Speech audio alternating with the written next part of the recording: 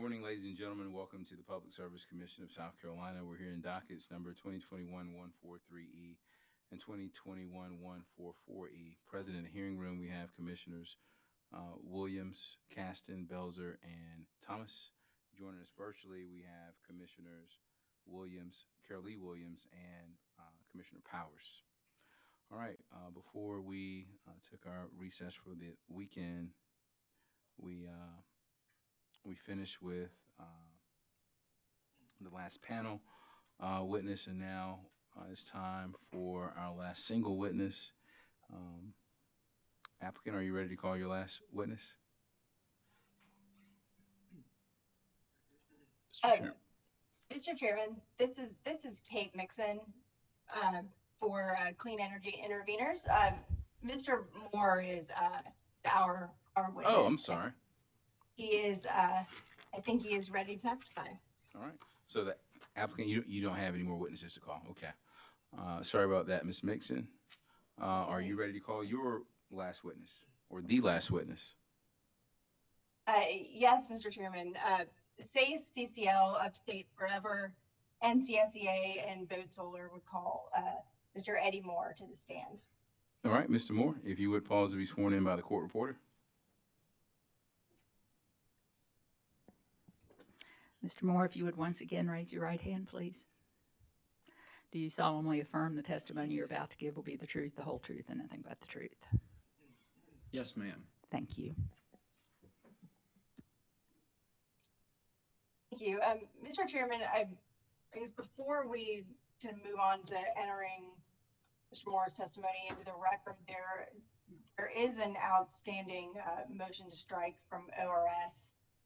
So I don't know how it's best to handle that if we want to go ahead and have oral arguments on that motion now before we enter his testimony into the record. All right, Attorney Bateman. Mr. Chairman, I defer to you. I'm happy to discuss our two objections to Mr. Moore's testimony now. Alternatively, I'm happy to wait until Ms. Mixon introduces or tries to introduce his testimony into the record. Ms. Mixon, how about you go ahead and start your examination, and we'll get to it when the proper time or the time closest to the objection being made. Thank you, Mr. Chairman. Mr. Moore, did you cause to be pre-filed in this docket on October 15th, 2021, the rebuttal testimony consisting of 17 pages? Yes. And do you have any changes or corrections to your testimony? No. If the questions put to you in your testimony were asked of you at the hearing today, would your answers be the same? Yes. Mr. Chairman, I would move to have Mr. Moore's pre-filed rebuttal testimony entered into the record as though given orally from the stand. And Mr. Chairman, ORS would object to portions of Mr. Moore's testimony, rebuttal testimony, being entered into the record on two discrete grounds. Excuse me. One, that we believe aspects of Mr. Moore's rebuttal testimony improperly includes legal opinion. We stated or we established earlier in this proceeding that Mr. Moore does not have the ability to testify to the intent of the EFA, and I believe portions of his rebuttal testimony bleed over into that, Mr. Chairman. And the second objection would be that portions of Mr. Moore's rebuttal testimony improperly respond to ORS's direct testimony.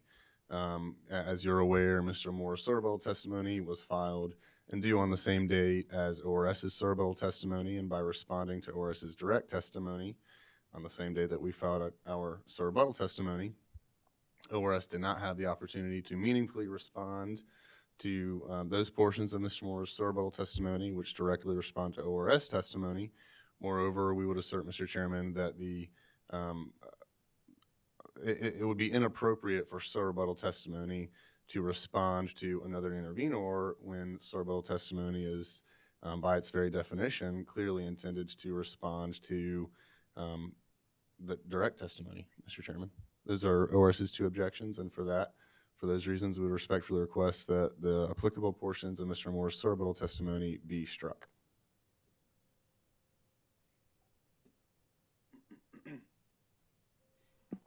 Okay. Is there a response? Yes, Mr. Chairman. I'll first briefly address this, ORS's motion to strike, Mr. Moore's testimony as impermissible legal opinion. Uh, there's already been a lot of discussion at this hearing about, Rule 702, which allows expert testimony that will assist the trier of fact. And Rule 704 says expert testimony is not inadmissible just because it embraces an ultimate issue. I think there's, one Supreme Court case that's very illustrative here. So it's a 2008 case, State versus Morris. And, in that case, there was a state witness. It was a law professor. He was not licensed in South Carolina, but he had legal expertise and training. And he had also helped to draft the South Carolina Business Corporations Act. And the state ended its examination of that professor by asking him, whether certain actions, posing a number of hypotheticals and then asking whether those actions would be illegal or not under that law. And the Supreme Court in that case said that held that the law professor, one, could be qualified as an expert in securities and transactions law, but also that testimony about the legality was admissible because the case required the jury to analyze facts and circumstances as it existed in a complex business environment, and that they found the expert testimony would be helpful. Mr. Moore here was involved in the drafting of the EFA. He has legal background, and I think we can very much agree that the utility regulatory environment is also complex. He has been qualified as an expert in South Carolina energy policy, and so his testimony is helpful, relevant, and admissible. And so ORS's motion should be denied on this ground. And I also have a response on the improper rebuttal testimony. It is a little bit longer. So Mr. Chairman, I don't know if you want to rule on the first or if I should go ahead and move on to improper rebuttal. Understood. Let's just handle them one at a time. So we've discussed this issue of offering statutory interpretation throughout the course of this hearing. And my position on that is I do not find that there's an issue with a witness, expert witness, giving their opinion regarding a statute. But to the extent that they testify to the General Assembly's intent by passing the legislation, I think that is inappropriate. So if Mr. Moore wants to give his opinion on a statute or on the law, if he's qualified as an expert in that particular area of law, then I think that's fine. But to the extent that he testifies to the General Assembly's intent with the passage of a particular law, I think that's inappropriate. So your objection is on that is overruled as to the extent of him giving what he think, his opinion of the law.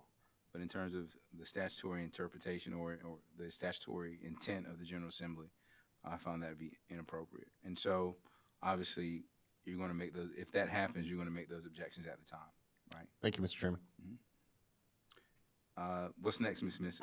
Mixon? Thank you, Mr. Chairman. Mr. Bateman is trying to make this argument about improper rebuttal testimony. It's a simple one, but there's actually quite a bit to unpack about that. And so please do bear with me a little bit and feel free to stop me if you have any questions. First, as we know in our response, Mr. Moore's testimony is proper rebuttal testimony. Under traditional evidentiary standards, which, as I'll explain in a moment, are not strictly applied in commission or other administrative proceedings, any arguably contradictory testimony is proper, so long as that rebuttal testimony doesn't inject new issues into the case that the party should have raised in its case in chief. Mr. Moore's testimony gives his expert opinion on Mr. Duff's rebuttal testimony, including where his opinion deviates from that of Duke witness Duff, and his testimony does not raise any new issues at all. And as we also know in our response, ORS itself has filed rebuttal testimony in which its witnesses respond to the utility's rebuttal testimony and the underlying intervener direct testimony, just as witness Moore did here. And we cited two recent examples of this from the Duke IRP proceeding and the Dominion rate case on page 6 of our response. If you're responding to rebuttal testimony, you have to address the underlying testimony that's being rebutted. So second, I guess, even assuming for argument's sake that witness Moore's testimony was directly responsive to ORS's direct testimony, admitting that testimony would be firmly within the commission's discretion and would not unduly prejudice ORS or any other party. So while Commission Regulation 103-845 states that generally hearings will adhere to the rules of evidence as applied in the Court of Common Pleas, there is no South Carolina rule of evidence on reply testimony or the proper scope of that testimony. Those limitations are set out through case law that is largely not analogous to commission proceedings, and case law in South Carolina is clear that administrative bodies are not subject to strict evidentiary standards. So I'll provide two cases here because these were not cited in our response, but in Jacoby versus South Carolina State Board of Naturopathic Examiners, which is 219 SC 66, the South Carolina Supreme Court stated that an administrative or quasi-judicial body is allowed a wide latitude of procedure and is not restricted to the strict rules of evidence adhered to in a judicial court. In Richards versus City of Columbia, Supreme Court noted that's true even where an agency's enabling statute doesn't specifically provide as such. Meanwhile, Commission Rule 103-802 provides that the purpose of the Commission's regulations is to promote efficiency in these proceedings. Strict adherence to the evidentiary rules that would apply to rebuttal in a court would not promote efficiency in these proceedings, but would be contrary to the public interest. ORS's argument here is basically that clean energy interveners or any interveners could not have responded to ORS's testimony in any way, directly or indirectly, except by asking the Commission for leave to file rebuttal testimony. And here's what that would look like. For interveners to respond to any arguments that ORS raises, and it's direct, interveners would have to make 4 separate filings at minimum. We'd have to file direct testimony in response to the utility or to make out our case in chief. We have to file a motion requesting that the Commission establish another rebuttal testimony deadline, after which presumably ORS and other parties would have 10 days to respond. And then if that request was granted, interveners would still have 2 more filings to make at minimum: rebuttal to ORS's testimony and surrebuttal in response to the utility. It's very unclear to me how that onerous process would promote efficiency in these proceedings at all. And it's far more reasonable for interveners and ORS, for that matter, to submit reply testimony that responds to the utility's rebuttal testimony and other parties direct at the same time, as has been typical Commission practice. Interveners have commonly addressed ORS's direct testimony and surrebuttal. This appears to be the first time that ORS has sought to strike surrebuttal testimony on the grounds that it does here. And I'd also note, that to the extent ORS wants to establish a new standard in procedural practice, we think it's more appropriate to address those questions in the generic docket that the Commission has now opened expressly for that purpose. ORS has also stated in its motion that even if ORS or even if interveners were to go through that process, that requesting leave to file rebuttal would also be improper and should be denied by the commission. Again, they effectively seek to insulate their own testimony from critique by interveners. We do not agree that ORS would be deprived of an opportunity for a meaningful response. We, under our position, ORS could have responded to our direct testimony through rebuttal testimony, as they have done before, and they have the opportunity to cross-examine Mr. Moore on his rebuttal testimony at the hearing. Testimony is pre-filed at the commission, and so ORS has time to prepare cross-examination. And just lastly, I'll note that allowing this testimony, we think, is in the public interest. ORS is tasked with serving the public interest, but that does not mean that they get to define it for other parties. That's the commission's job. And we don't think that it serves the commission or the public to insulate ORS from direct or indirect intervener feedback. All of the testimony that ORS wants to strike here is relevant and probative. We think that it would help the commission make its decision about the merits of these programs. These proceedings are not like a traditional trial because the impacts are not limited to the parties here. They extend to South Carolina ratepayers. The commission is not adjudicating past wrongs between these parties. It's setting forward-looking policy. Utility operations and best practices are constantly evolving. And so it's natural that experts from utilities, interveners, and ORS are going to disagree on some issues, agree on others, and various degrees of separation in between. And understanding those parties' positions ensures a fuller record and allows the commission to weigh those various options and make an informed decision. And again, in any event, to the extent there is a lack of clarity on the proper scope of rebuttal testimony at the commission, and again, note the commission has a docket currently open for exactly that purpose. And we think that it's most appropriate to resolve those issues in that docket after the commission has the ability to hear from all interested parties. And so we respectfully request that the commission reject ORS's motion to strike on Mr. Moore's testimony as improper rebuttal testimony as well. Okay. Is there anything else?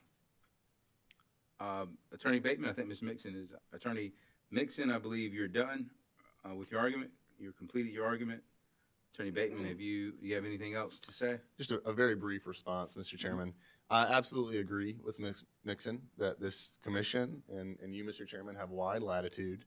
I'm a bit unsure if Ms. Nixon was advocating that the commission depart from a strict adherence to the rules of evidence, though I think this can really be boiled down into something, two points, very simply.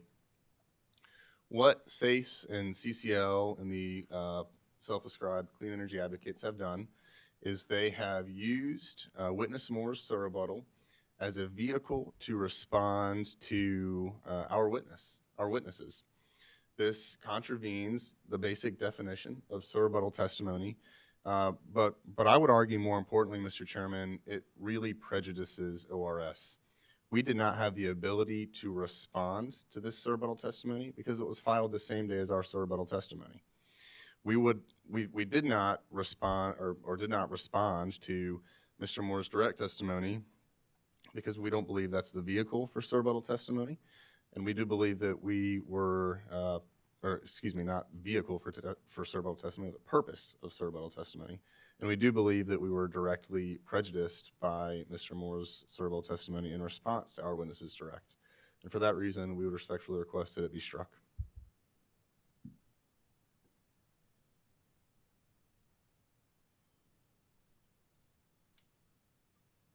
So one thing is very clear to me. The commission needs to do some work when it comes to establishing clear and consistent practices when it comes to rebuttal, direct rebuttal, rebuttal, and even rebuttal. It's obvious that the two parties here see the rules and they see the rules differently. And I think the commission can do a better job of clearing that up. I agree with Ms. Mixon that the most appropriate place to do that is probably in that generic docket. I think that, you know, to say that you had no opportunity to respond, I don't know if that's fair when there was an opportunity to respond to the direct. You may not think it was appropriate to do so. I understand that. But I think on the limited basis of this hearing, I'm going to let it in. And it doesn't have any precedential weight or bias, but on a limited basis, I want to let it in. And this is definitely something that the commission, with the assistance of the parties, needs to address in the future, so we won't have to have these types of debates during the hearings that are to come, because this won't be the last time that the parties are here gathered together. So I appreciate your motion. I'm going to overrule it. Thank you, Mr. Chairman. All right, are we ready to begin? Thank you, Mr. Chairman. I do want to ensure that, so I'll again, I guess, move to have Mr. Moore's pre-filed rebuttal testimony entered into the record, so given orally from the stand. Mr. Moore's pre-filed rebuttal testimony will be entered into the record as if given orally from the stand. Thank you. Mr. Moore, did you prepare a summary of your rebuttal testimony today? Yes. Would you please read your summary to the commission? Yes.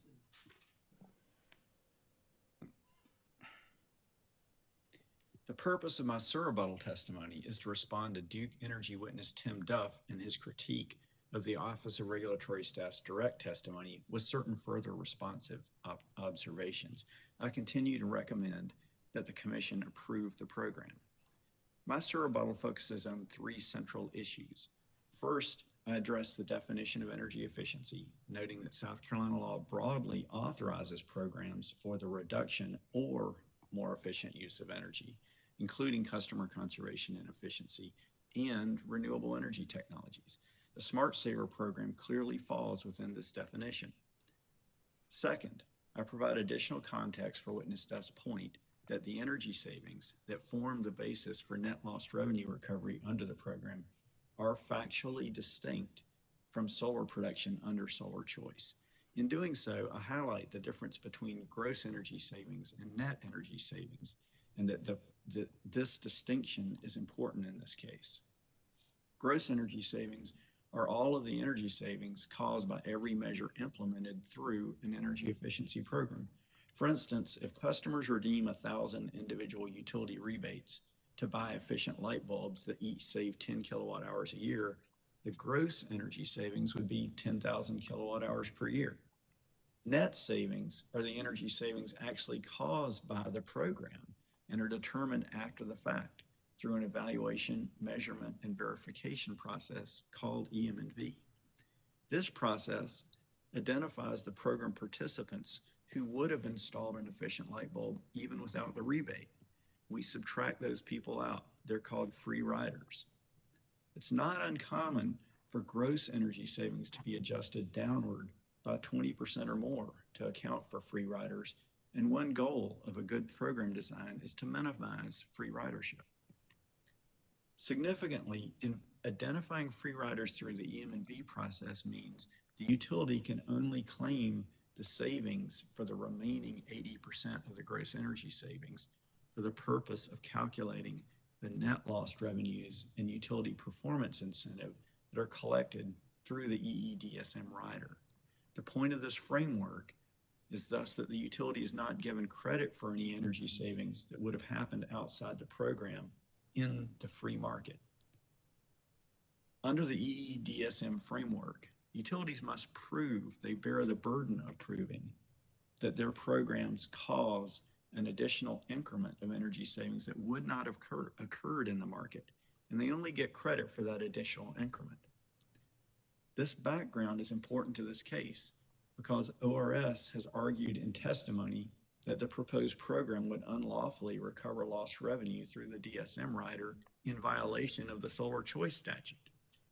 However, lost revenues prohibited under Solar Choice are completely distinct from the net lost revenues recovered through the EEDSM rider. The whole point of the net to gross framework in the EEDSM context is that utility program energy reductions are distinct from and additional to any energy reductions that would have happened absent the program under Solar Choice alone within the broader free market. This means that based on the existing EE framework, the program will not cause lost revenue recovery for Solar Choice as it existed before this program and as it continues outside the program. Rather, it will appropriately and by statutory requirement allow short-term recovery of net lost revenues associated only with the increment of expansion in the solar market that is proven to be specific to Smart Saver Solar, the SSS program. Relatedly, I agree with Witness Duff that ORS Witness Morgan overemphasizes the cost of the program through his emphasis on lost revenues. Witness Morgan's testimony fails to acknowledge that if the program did not exist, the same revenue would have been collected through base rates due to sales of electricity. In other words, they wouldn't have been lost, but they would have been collected. This would leave the commission with his testimony leaves the commission with the false impression that ratepayers can avoid the net lost revenue costs by denying the program. Third, and lastly, I address the company's approach to measuring the program's cost effectiveness. I agree with Witness Duff that the commission should rely on the UCT as the primary cost effectiveness test in this case, not merely because the commission recently approved UCT as the primary test, but also because the UCT is better suited for this context than the TRC in two ways. First, the TRC does not evaluate the cost of utility incentives paid for by non-participating ratepayers, because under its all ratepayer viewpoint, utility incentives are merely a transfer from one set of ratepayers to another and not an increase in total cost. So if one is concerned about whether ratepayers are getting a good deal in exchange for the incentives they are funding through the program, the UCT, which does include the ratepayer funded incentives, is the appropriate test. Second, the TRC can produce artificially low results because it usually is not applied in a symmetrical manner. This is because it's easy to include all the costs incurred by ratepayers to obtain the resource in question, but in practice, it's difficult to quantify certain intangible or hard to quantify benefits that the participating ratepayers are receiving and likely paying for, such as the benefits of premium equipment or an improved environmental impact. I also agree with Witness Duff that the company should use the same previously approved methodology to measure the program's circuit level T&D avoided costs that it uses for all T&D measures. ORS's recommendation to single out solar with a new approach to measuring avoided T&D costs reminds me of the Solar Choice docket, in which Witness Horry evaluated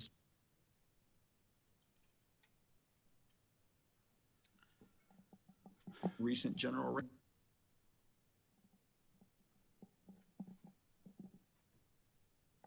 in ORS to single out customers. Mr. Moore? Yes, sir. I don't know if we're having issues on our end or you're having issues on your end, but your screen is freezing and we're not able to clearly understand your testimony. If you would give us a moment to identify the issue, please stand by. Thank you. Ladies, okay. Does he have a bandwidth issue? Okay. Mr. Moore? Yes. It appears you have a bandwidth issue on your end. Do you notice any issues with your Wi-Fi or broadband? So I'm not seeing any reduction in the number of little wavelengths in the icon.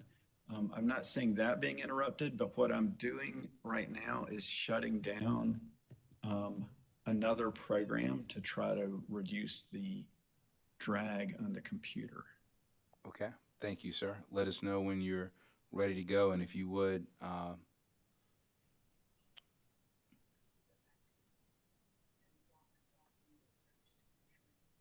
okay, and if you would go back to a block new approach to measuring and start from there.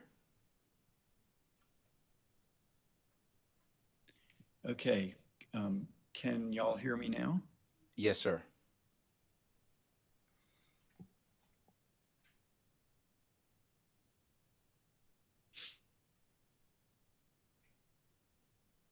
ORS's recommendation to single out solar with a new approach to measuring avoided T&D reminds me of the solar choice docket, in which witness Horry evaluated solar using a new cost allocation method that was different from the method approved by this commission in recent general rate cases.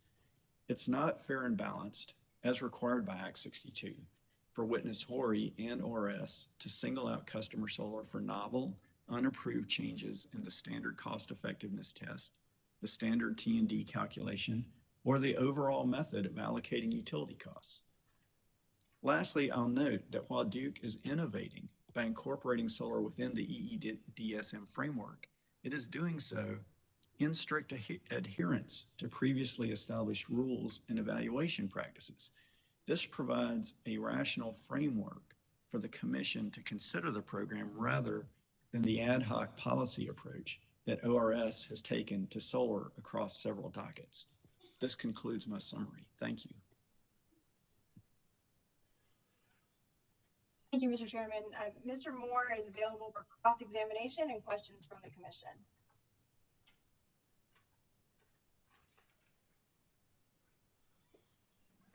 Okay. Solar Energy Industries Association, do you have any cross-examination for this witness? No cross-examination for this witness, Your Honor. All right. Duke Energy Progress Carolinas, cross-examination? Yes, Mr. Chairman. All right. Just a little bit. Good morning, Mr. Moore. Can you hear me okay? Yes, sir. Good. You talk a good bit in your rebuttal testimony about energy savings resulting from the proposed programs. Would those energy savings produce cost savings for customers? Yes. As Mr. Duff pointed out in his direct testimony, and I think it was on page 8, the total estimated savings in dollar terms for ratepayers is about $30 million. So he broke it up into Duke Energy Carolinas and Duke Energy Progress. I think Progress was $2.5 million and Carolinas was a little over 26 million. You add those together, the benefits are about 30 million, and the costs, he puts in the costs as well, which add together to about 12.5 million. So if you net those out in round numbers, the total savings are $18 million. And I would just point out, witness Morgan testified that ORS could ignore the benefits and only focus on the cost because he said the company did not put the cost in there. Well, the company did. The company put the cost in on page 8. The costs are 12.5 million. The benefits are 30 and the net is 18. Thank you. And what's the nature of those cost savings? What buckets would you put those into? Those cost savings generally fall into energy capacity in T&D, and those are broad buckets. You can drill it down a little bit because there are, and this is kind of significant for this measure, the line loss avoidance is a significant part of the cost savings because solar tends to produce at times where there's a lot of current flowing through the wires, regardless of whether the company can meet its total load in the summer with utility scale solar, that solar still flows through transmission and distribution lines. And so the line losses increase with current squared. So if there's double the current, there's 4 times the line loss. So that's a significant system efficiency that is really the energy efficiency savings of pursuing distributed generation. And is that cost savings analysis that you're walking us through, is that any different from any of the other EEDSM programs that the companies offer? No, it's the same approach that the company uses and that has been approved over and over to the tune of hundreds of millions of dollars of savings in the South Carolina part of the Duke territories, and literally billions of dollars of energy savings for Duke's territory overall. And that has been vetted by us, but also by ORS repeatedly. Did I hear earlier in this proceeding that you have a law degree? Yes, sir. And I thought that I read that you used to be an administrative law judge. Is that correct? Yes. And you used to... A PSC administrative law judge. There are many types of administrative law judges. I'm sorry, I might have spoken over you. Did you say a PSC administrative law judge? Yes, I was an administrative law judge at the Arkansas Public Service Commission. And you're familiar with South Carolina's EEDSM statute? I am, and I qualified myself more as a witness on the policy because that's consistent policy-wise across many jurisdictions, and it's more than just what's called out in the statute. I think the statute authorizes the commission to implement certain policies. So yes, both the statute and how the Mr. policy Chairman, fits in with it. This is Andrew Bateman with ORS. I'm sorry to interrupt Mr. Moore. I would once again renew my objection on Mr. Moore's inability to offer legal opinion. Right now, he's explicitly discussing the legal ramifications and effects of the DSMEE statute. Thank you, Mr. Chairman. Am I correct, Mr. Chairman, that objection's already been overruled? Yeah, but I want to make sure I'm paying close attention to the answers just in case it's outside of the ruling. Sir, could you state your answer to that question again? I think I could just say the answer is yes, and I'm glad to say more if further questioned or directed. Okay. Could you ask the last question again? Yes, Mr. Chairman. It was just whether he was familiar with the South Carolina EEDSM statute.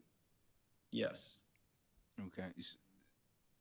Are you objecting to that answer, Attorney Bateman? Mr. Chairman, no, sir, I'm not objecting to the yes. My objection was more geared towards the follow-up. Okay. All right. Well, feel free to renew your objections when you feel appropriate. Mr. Moore, and I want to ask you about legislative intent, because I believe we've put a guardrail around that. But do you believe, so there was an issue that came up earlier in the case, Commissioner asked about whether the companies needed to control the output of solar facilities in order for this to qualify as an EEDSM program under the South Carolina statute. Do you have an opinion on that? I don't think that should be required. Could you explain why that is? Is it related to self-consumption or something else? In other words, as a general matter, a degree of utility control over any particular customer's savings or output is not a requirement noted anywhere in the statute. And we have lots of programs that don't have that feature that have been approved and are operating right now and delivering savings for customers. Thank you. And in the context generally of a state's EEDSM framework, do you believe it's more reasonable to look at energy savings at the appliance level, or is it more appropriate to look at energy savings at the household level, sort of between the customer and the utility?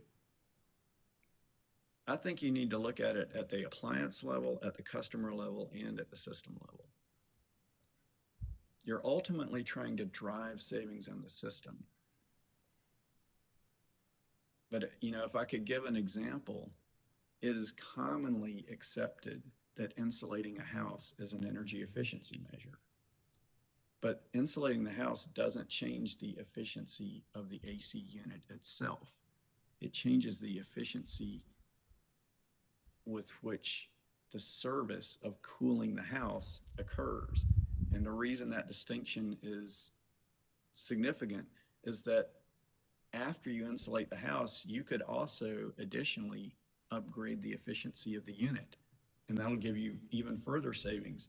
And the reason that that happens outside of utility company programs, and it also happens inside of utility company programs. And the reason for getting the utility involved in the first place is to drive the system savings upstream from the power plant through the transmission distribution lines, all the transformers down to the customer. So I think it's important to have awareness. That's why I said at the beginning in my earlier testimony, I don't disagree with the definition of energy of end use efficiency. I think it's good to understand it and be aware of it. I just don't think that it limits the activities that the utility should pursue to save customers money and that the commission should approve. Thank you for that. Would you agree or disagree that behind the meter self-consumption of energy produced from a solar facility will reduce demand on the grid? I agree. It's kind of a softball. Thank you. Yeah. You discussed the concept of free ridership in your rebuttal testimony on pages 3 and 4. Do you believe that the customer incentive that's proposed to be offered as part of this program will have a material impact on whether customers choose to adopt rooftop solar and also make that 25-year BYOT commitment? Yes, and I think it's important to understand that concept of additionality, because it's something that people who are in the utility energy efficiency field understand without explaining it. And it's easy if you're kind of coming into this world for the first time to not realize the degree, the amount of effort that goes into ensuring that the utility, not only that the program produces savings that wouldn't have occurred without the program, but that the utility can prove those savings. Like the attribution of the savings is a significant issue. So there's a lot I could say about net loss revenue, but I think that answered your question. Thank you. Thank you, Mr. Moore. Thank you, Mr. Chairman. Office of Regulatory Staff.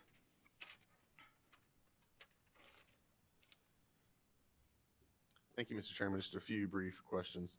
Mr. Moore, how are you? I'm good. Good. I have a few brief questions following up on questions that Mr. Wellborn asked you. You understand, Mr. Moore, that these are new programs, correct? Yes. And you understand that these programs provide incentives to participants, correct? Yes.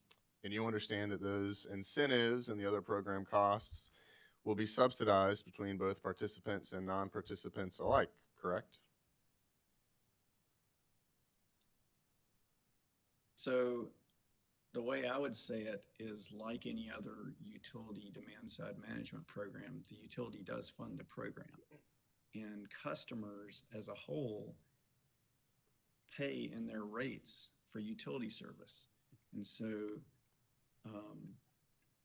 those payments on your bill, they go to deliver all the types of utility service. If the utility company is building a power plant, you pay for it. If the utility company is buying fuel, you pay for it. If the utility company is funding a DSM program, you're paying for it.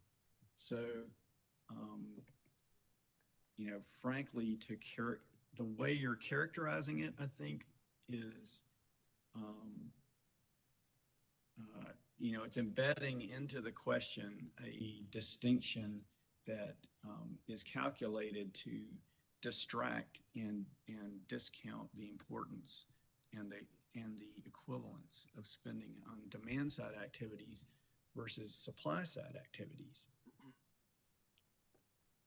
Mr. Moore, please don't mistake me. The question is not intended to distort or distract, though I would appreciate a simple yes or no. It is your understanding, correct, that the costs and incentives paid for these programs will be paid for by both participants and non-participants alike, correct? They will be paid for by participants and non-participants. The word alike might imply an equivalence. And the difference between the TRC test and the UCT test is that under the UTC test, you're looking at the costs that are paid for by all ratepayers through their rates. And with UTC, you add in the out-of-pocket expense that is brought to the program by participants. So in this case, you're adding in the costs that solar customers are paying out of pocket. And in this case, the solar customers are actually essentially donating savings to other customers. And so when you say alike, I think it's not alike. I think the general ratepayers are 2-to-1 beneficiaries, and the solar customers are basically just barely breaking even. But to be clear, the non-participants will be paying costs on their bills for these programs, correct? Yes, that's what the UTC looks at. Thank you, Mr. Moore. No further questions. Commissioner questions? Commissioner Caston. Good morning, Mr. Moore. Good morning. I certainly want you to answer fully, but as succinctly as you can, if that's okay. Were you a participant in the collaboration group? But you have, I think, in your past questions, kind of distinguished yourself between what I would call a negotiating settlement group and the formal energy efficiency collaborative that meets approximately every other month. And I have been a participant in the latter of those two things. Okay. And to be honest about it, even with all the descriptions of them, it's still a little bit confusing, but good enough. Were you involved anyway with, I guess, the collaboration group that, I guess, developed numbers or anything such as that? I wasn't involved in the kind of the number crunching on the front end to set a range of values, and largely not involved in the more detailed negotiation. And I would say I came in towards the end and kicked the tires. Understand.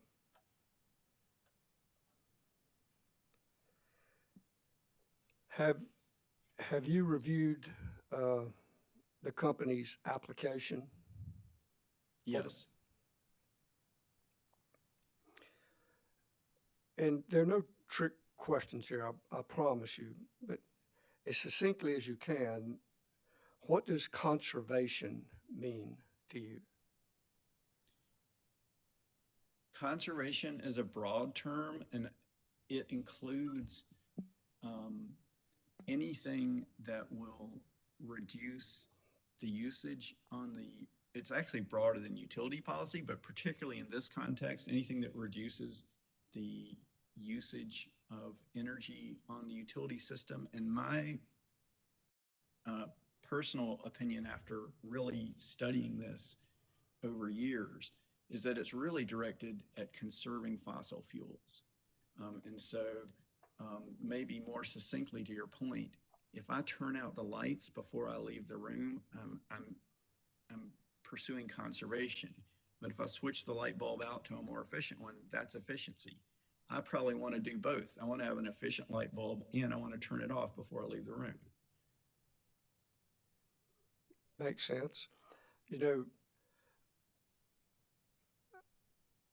there's, been extensive debate and discussion about all these terminologies.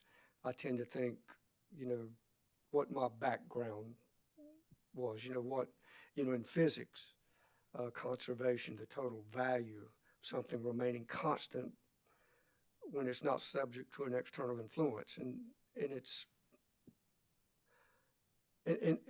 I understand what you're saying, that some say conservation as well, it's eliminating fossil fuels and using renewables.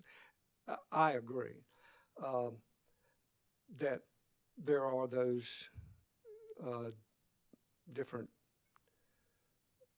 definitions, but I understood your last comment, and that's fine. Demand side management, what does that mean to you? To me, demand side, historically, we had the term conservation, and I think it was narrowed in practice as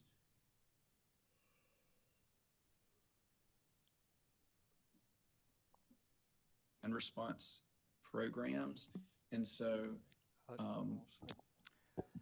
Mr. Moore?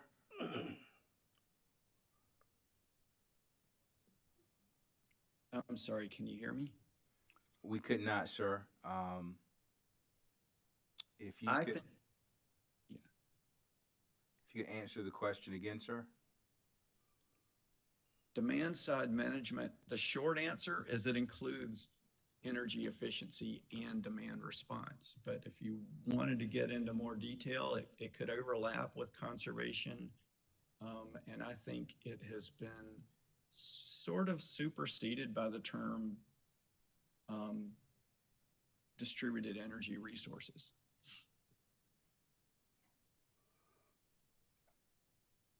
Okay. Renewables.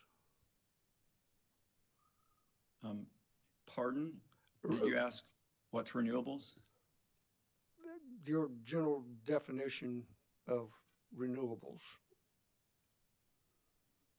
Renewable energy is, it seems like a really simple definition, but often it's defined with a list of examples.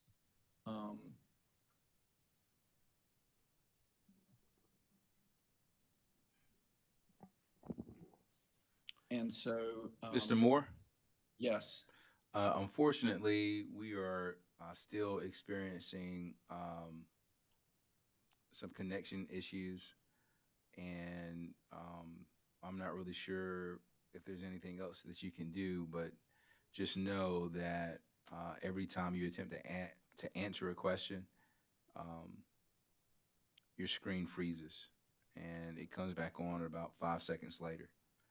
So when I ask you to answer the question again, I'm not picking at you. We just can't hear your full answer.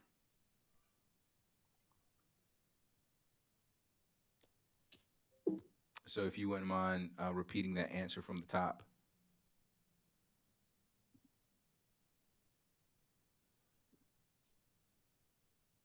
Mr. Moore? Yes. Can you hear me? Yes, sir. Okay. I did a force quit on another program to try to help out with this.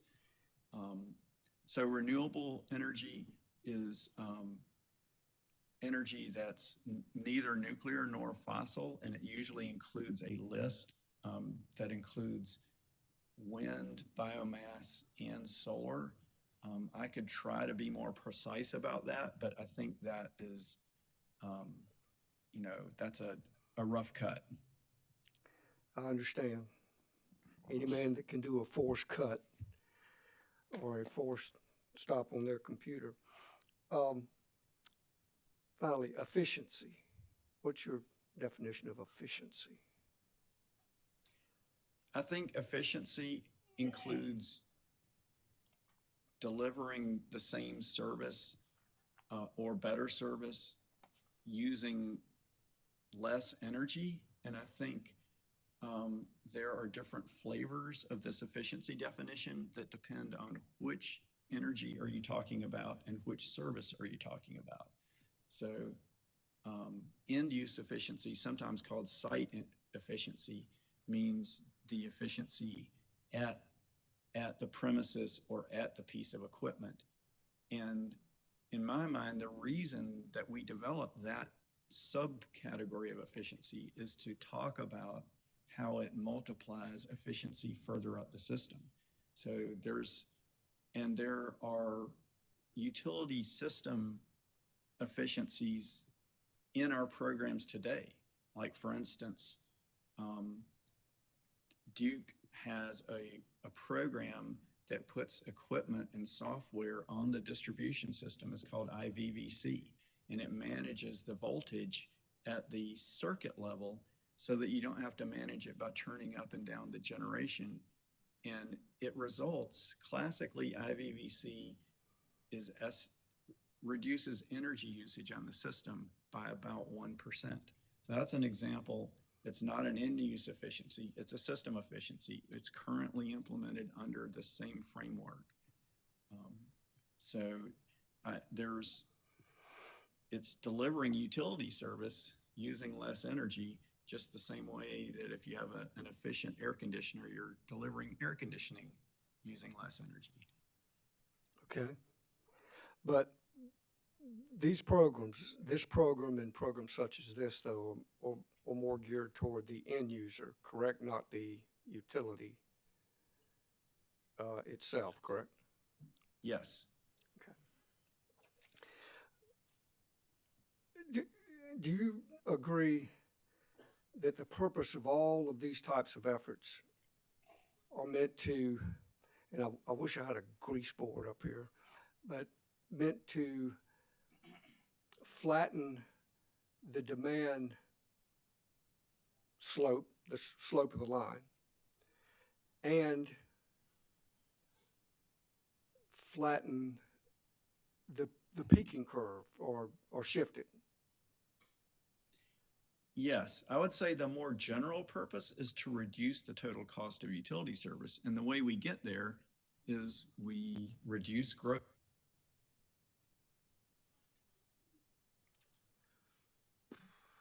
Planning. Mr. Moore, Yes. we're going to take a brief recess, 10-minute recess. I'm going to ask if maybe you can restart your computer Yes. to see if we can get a fresh connection, because I'm sure if this continues, you're going to get frustrated and you're not going to give the best testimony that you can give by stopping and starting. So we're in recess until 11:15. Thank you. Yes, sir.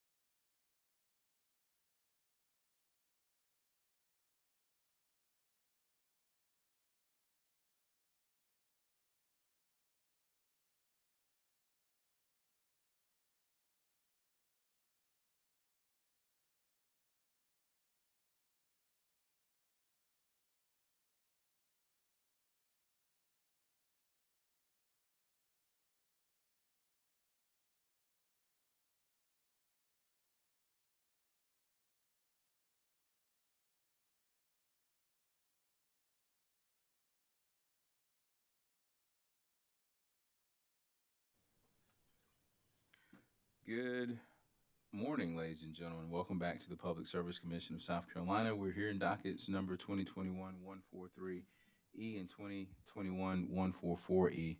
Present in the hearing room, we have Commissioner Jay Williams, Caston, Belzer, and Thomas. Joining us virtually, we have Commissioners. We have Commissioner Powers and Commissioner Williams. All right.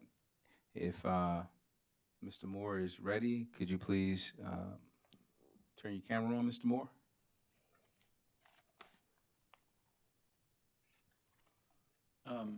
Is my camera not on?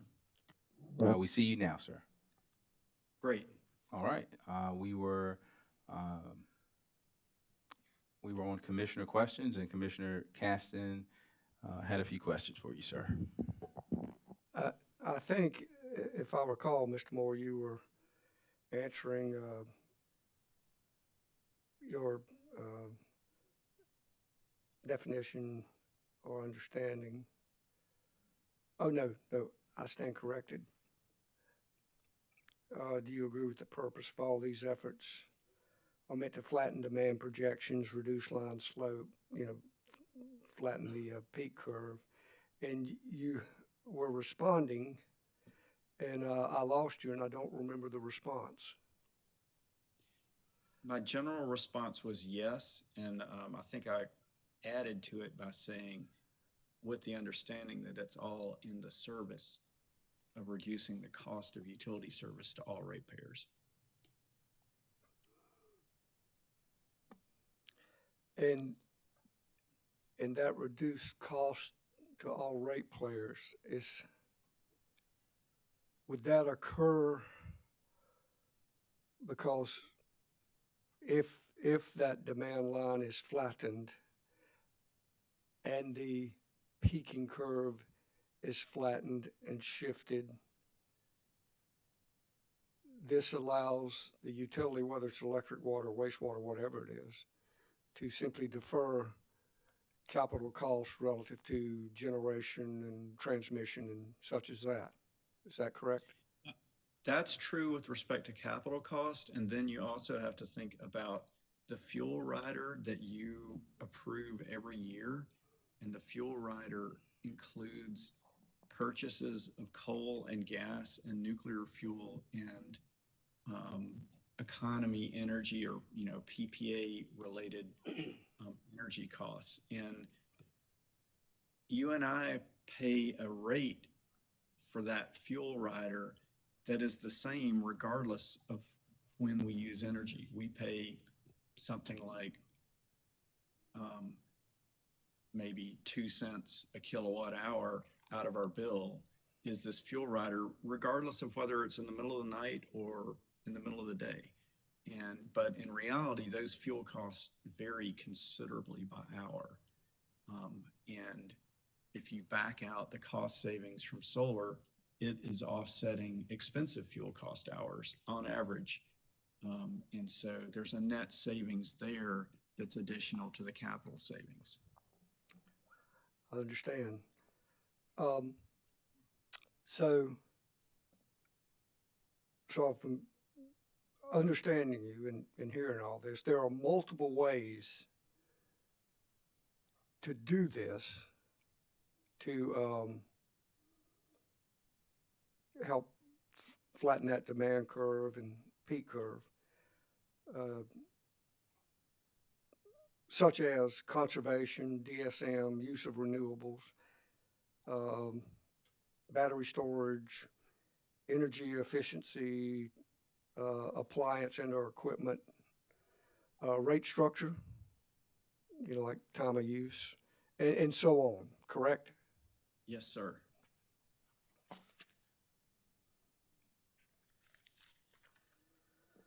So it's not just one thing, it's many things. It's like a smorgasbord of things to do to help flatten that curve and reduce the curve of that peak, correct? Yes, sir. Once you take your eyes off the utility system and just the utility's investment in its own system, then you're looking at the whole rest of the world. And there's a lot of options.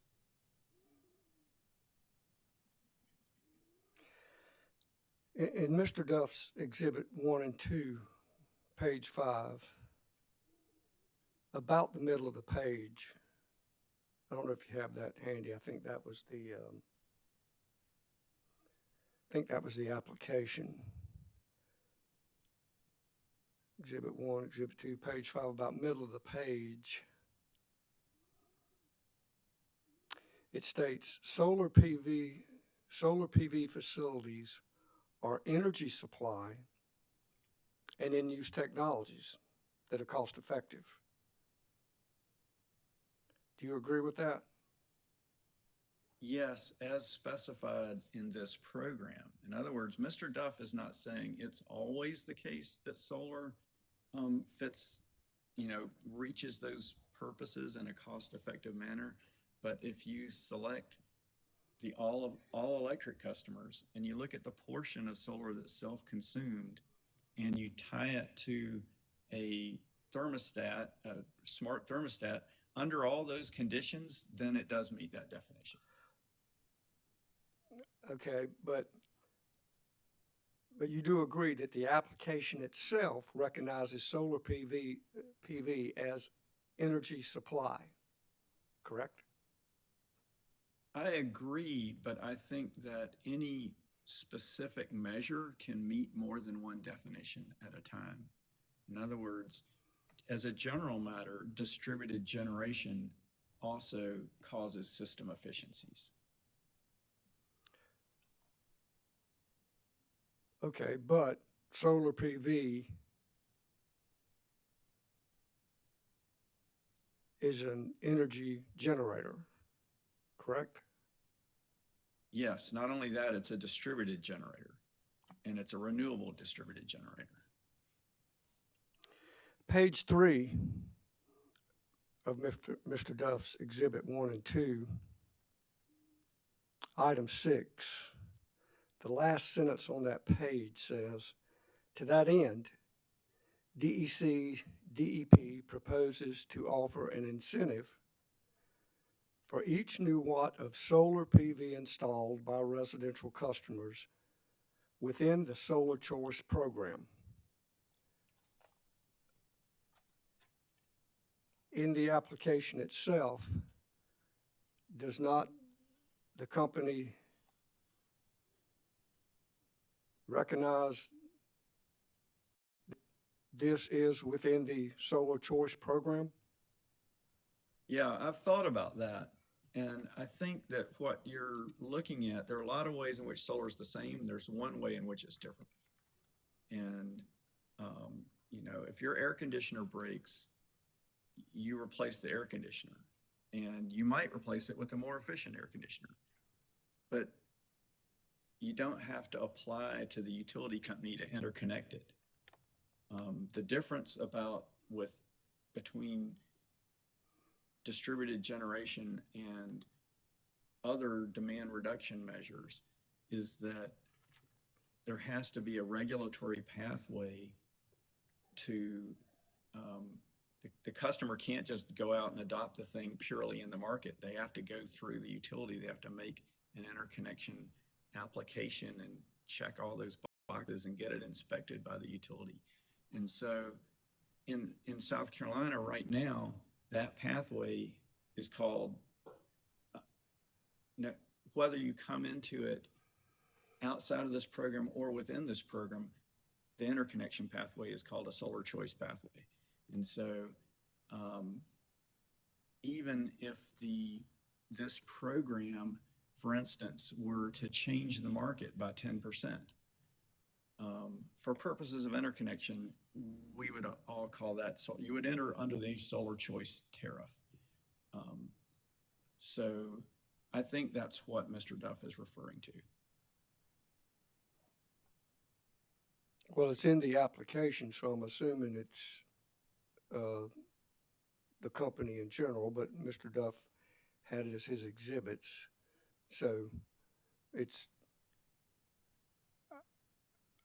am I correct in saying the company is recognizing that in their application? Yes, I think he's recognizing that any customer that took an incentive and made the 25-year commitments under this program would then have to sign up for the solar choice tariff. There's not a alternative solar EEDSM interconnection process or tariff. But by adopting this program, we're not taking a magic wand and waving it and saying the existing solar choice customers, those solar PV panels are solar PV panels. But with this program, there's something different, the same panel or similar panel. Is that what we're saying? I think what we're saying is if you look at the subset of the solar market outside of this program that is all electric, and if you could make more all electric customers adopt solar and commit to 25 years of thermostats, that would be a good thing for ratepayers. And so, but that's not going to happen absent this program. So I think, you said same panels, and of course it's the same measure, but it's, the way I look at it, there's a market for efficient lighting, and lots of people go to the store and buy an LED light, not because they got a rebate. And the purpose of the efficiency program is to increase the number of people who do that. And again, I think there's a market for every type of equipment out there: lighting, air conditioning, efficient motors at industrial facilities that operates outside of utility programs. And when we approve a utility program, its purpose is to add more on top. So if it's an efficient motor program, yes, it's the same type of motor that someone would have adopted outside the program. But the burden of proof is on the utility to show that it did something additional. And I think, at some point, ORS got a little confused about what our purpose was in this docket, because maybe they didn't get that what we get out of the bargain is additionality in the market, is growth and change and targeting, and making the market operate differently from how it would have otherwise. And it's only the incremental effect that becomes subject to the framework with lost revenues and utility incentives. Well, let me ask you this. If this commission approves this program as applicable to EEDSM program,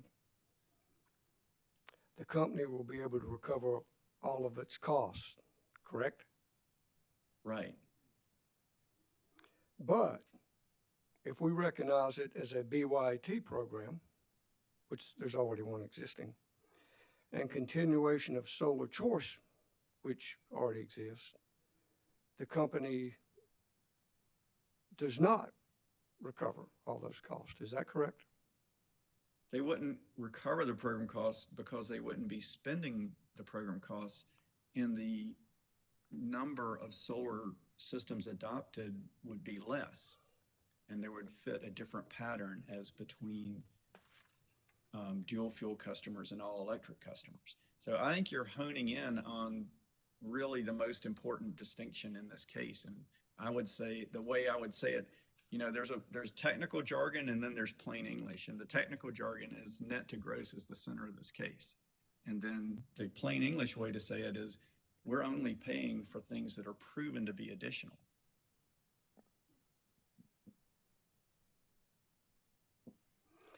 Okay.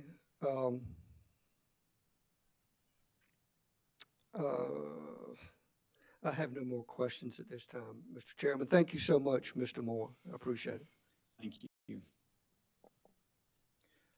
Commissioner questions for Mr. Moore? Mr. Chairman. Mr. Chairman. Commissioner Thomas, then Commissioner Powers. Thank you. Good morning, Mr. Moore. Good morning. So I got a few questions. Want to start out basically kind of the same first question that Commissioner Caston had. I think he asked you if you were part of the collaborative group or the settlement group. And if I heard you correctly, then I believe that you said you were part of the collaborative group, but not part of the settlement group. Is that correct? I would say I came in on the end of the settlement, and both before and after the settlement, I'm a regular member of the broader collaborative. Okay. So you have some experience with the group and a little bit of experience with the settlement. And so basically, I guess what I would like to just ask from your personal perspective, do you think that there is any chance that the groups could get together and have some conversations with ORS that might turn out to be productive and potentially could, let's just say, maybe lead to settlement of the bigger group, including ORS? Well, I think that question, it fundamentally goes to, the intent and outlook of ORS. We've sought settlement in numerous cases, and so we're always open to settlement. The testimony of ORS was that they feel like they're prohibited from contributing to program design because they stand as a regulator judging it on the back end. And so if that's, I feel like they have not prohibited themselves from innovating in terms of policy. In other words, they came up with a new T&D method, and that wasn't vetted before the collaborative. But I'm just, realistically thinking back across the last several solar-related dockets, I have not sensed a lot of interest in reaching a kind of the type of settlement that we want, which, to be clear, is not to hand money to people who are going to go solar or to give money to the solar industry. Our purpose is to expand the most beneficial parts of the solar industry. And so we're always open to that. But I can't really answer to how open ORS is to that. Okay. I understand, I think, what you're saying, and I believe I understand the perspective that ORS brings to the table as well. And it just seems to me we're now at a little bit different place where it's all on the table, and it's out there, and I guess my hope would be is that perhaps there is some potential for discussion. That I'll just leave it at that. And let me just ask a couple other questions. So you have been involved in the clean energy environment, let's call it that, or whatever else you might want to call it, but you've been involved for a pretty good number of years now, have you not? Yes, sir. Okay. So about like how long have you been pretty closely involved?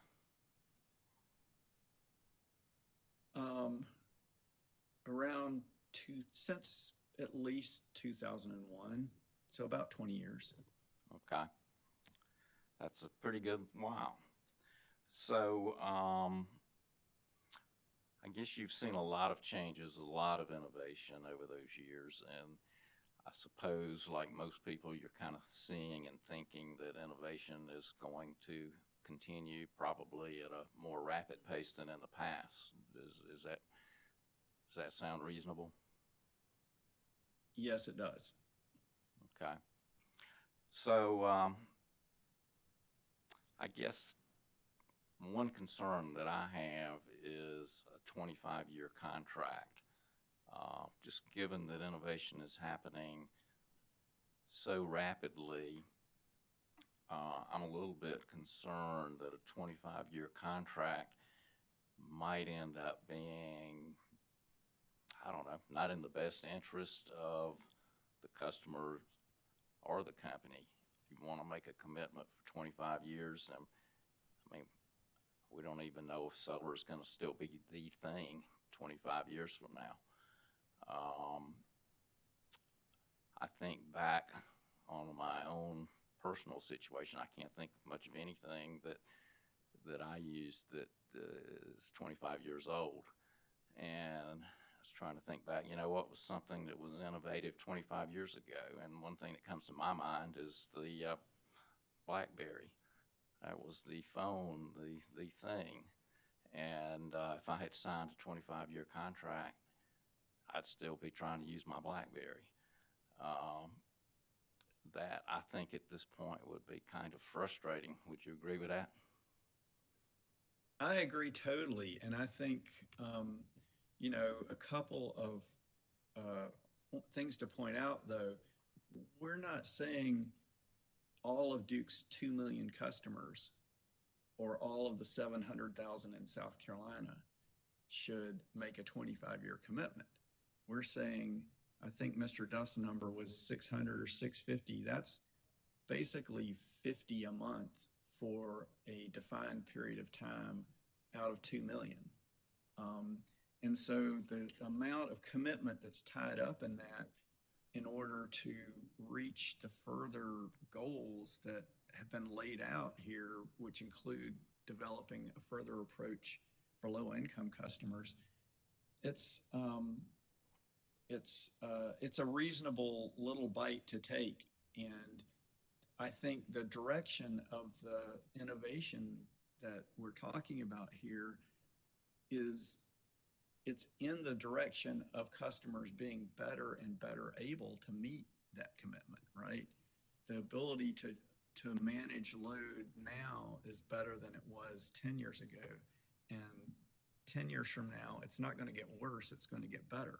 So I think that we're in a situation where it's a very small number of customers now, and the cost commitment appears to be 2-to-1 cost effective, and customers should be better and better able to meet it, and the company and ORS and other parties, if it's approved, can come back with those improvements and modify it.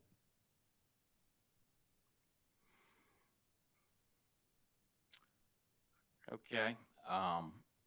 So I was taking a look at your SOAR rebuttal testimony. It's page 13 at the bottom of the page 16 on the side of the page. It's the last page. And you have a piece in there from the American Council for Energy Efficient Economy. That's a pretty big mouthful for me. Can you tell me a little bit about that organization? I would love to, because that's really what got me into this whole field 20 years ago, was reading some of their reports. And to avoid the cumbersomeness of the name, people usually just say ACEEE. And their founder, Steve Nadell, is still executive director throughout all these years. He's always the right person to ask for really conservative and accurate advice on utility energy efficiency matters, but also on others like building codes. And so they have over time really always been a step ahead of the game in defining what can be accomplished through energy efficiency and making it accessible through reports and presentations that have clear charts and graphs. And if you get into this field, you'll end up reading a lot of materials from ACEEE. I think they're recognized as a leader in this field. Okay. So I was looking at the quote, and you get into the second sentence about halfway. It says, if designed and delivered correctly, the Smart Saver Solar program can enable Duke Energy to streamline and maximize customer benefits from its energy efficiency and customer-based renewable energy programs. And that sentence starts with the word if. It doesn't say that Duke has done this. It says if. To me, that's a big distinction. And that kind of brings me back to some thoughts I had a few days ago that, and you know, it just seems to me that this is more of an experiment or a test. And to me, the word if kind of says that as well. Do you think there's any possibility that this could be initiated on some sort of a test or an experimental basis that might end up leading to, a full-blown program as opposed to just trying to jump in and do something that's never been done before without testing it? Yeah, there's several points in there. So first of all, ACEEE really clearly says in that letter that they endorse this. And so the if, I think, is not an we endorse it if, if a bunch of conditions are met. If you go back, I mean, I made this point several times in my direct testimony and in my verbal testimony last week, which is that when you approve any energy efficiency program, that's not the beginning, that's not the end of implementation, it's the beginning. And I think the concerns that ORS has can be constructively addressed by following implementation and ensuring that the promise of the program is actually delivered. And the thing about energy efficiency programs that's different from all of the supply side options is that this type of analyzing and figuring out course corrections is it's not a one-off thing that you do because you're implementing a pilot. It comes with the territory for all the programs. And so the goals, I think, there are pilot programs within the EEDSM field. And usually the reason for having a pilot program is because you have some type of program that looks like it could be cost effective, but it's not right now. But it's got such good prospects that you want to try it and work out the kinks. And so we do provide for pilot programs, and that's usually the circumstance. In this case, the numbers look good up front. And so we don't need to relax the cost effectiveness analysis because it meets it. And so the way I think about it, there's several reasons you might want to call something a pilot. One is because the numbers aren't good yet, and you hope that you can figure out how to make them better. Another is to make it small. This is essentially, as I mentioned, 50 customers a month out of the whole solar market, out of hundreds of thousands of customers. It's small. And then another reason is to implement for a little while and then evaluate and look back and decide, do you kill it or not? Do you change it or not? And what I'm saying is that function of what we would normally call a pilot program outside of the DSM sphere, that's already built in. So you have cost effectiveness, you have small scale, and you have already evaluation built in. To me, it's kind of semantic to say, but we could call it a pilot. Okay, thank you. I appreciate that. That's all I have.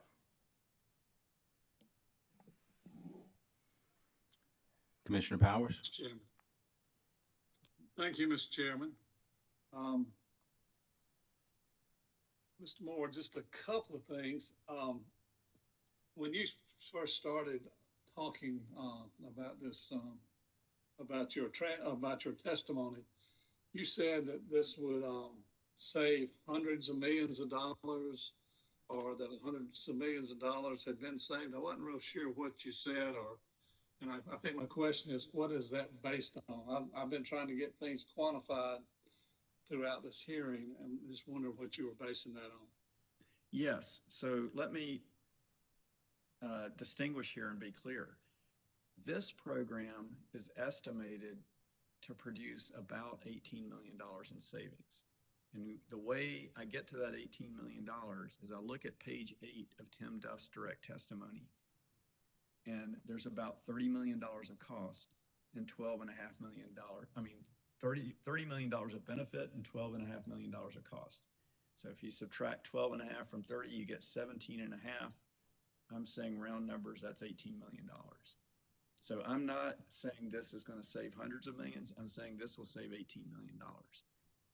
But the thing I did say is that if you look at the rest of the energy efficiency and demand side management programs that Duke implements, and you look back over the last 5 years, using the same type of analysis that we're bringing today, they saved hundreds of millions of dollars within the South Carolina portion of Duke's testimony, and that is of Duke's territory, and that's part of savings that add up to billions across the whole Duke territory. Duke has, as you're aware, a very large customer base counting North and South Carolina.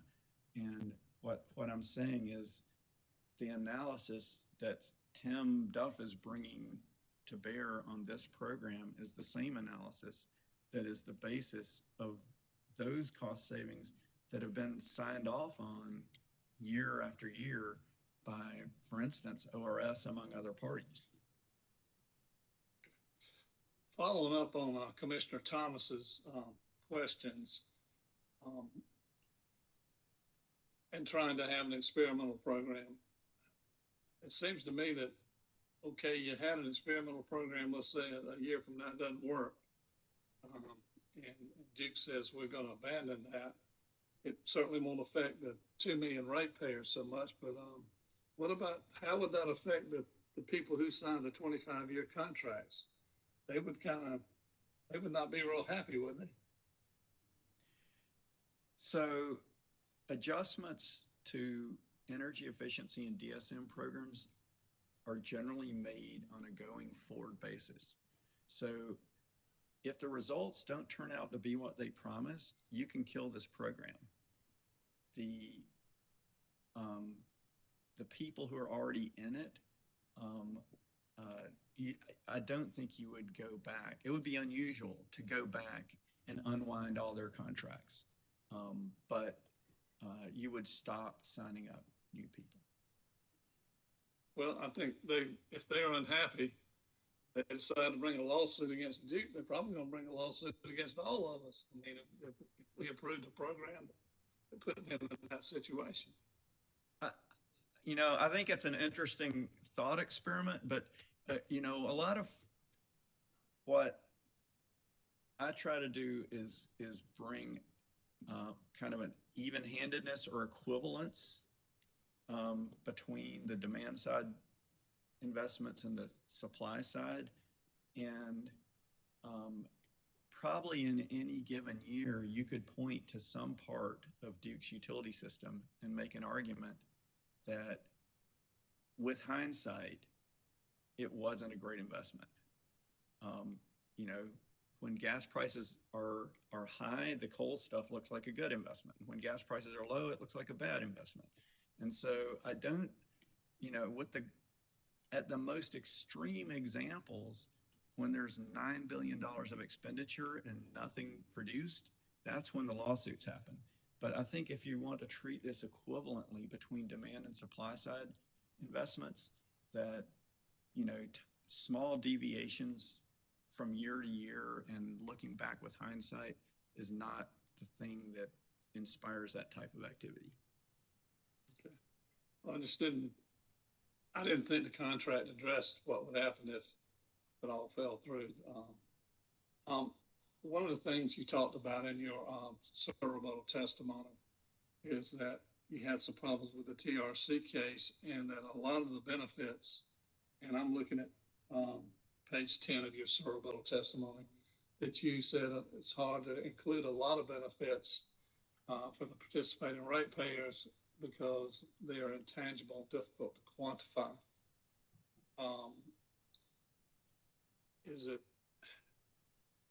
And that affects the TRC test? Do you think that makes it an ineffective test? Is that correct?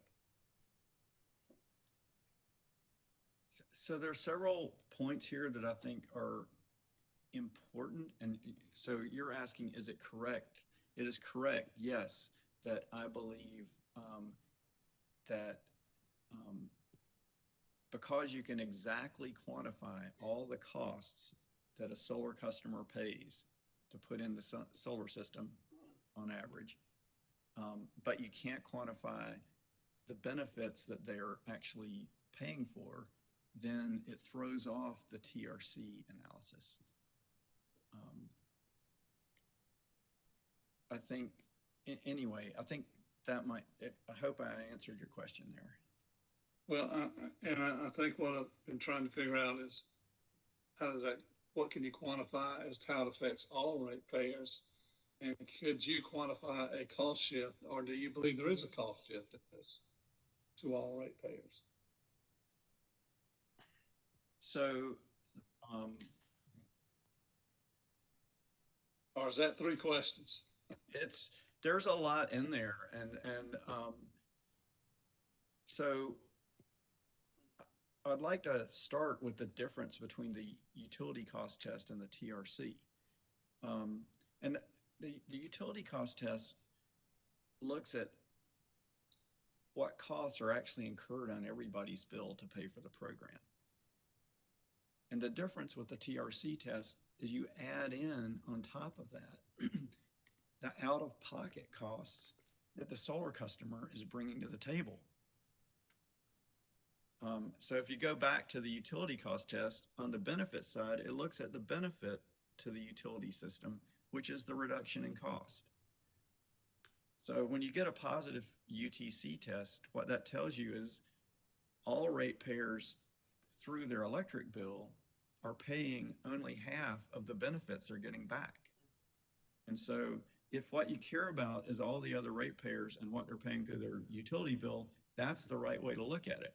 But if in the back of your mind, you're saying, but wait a minute, what about the solar customer? They're bringing money out of pocket to the table.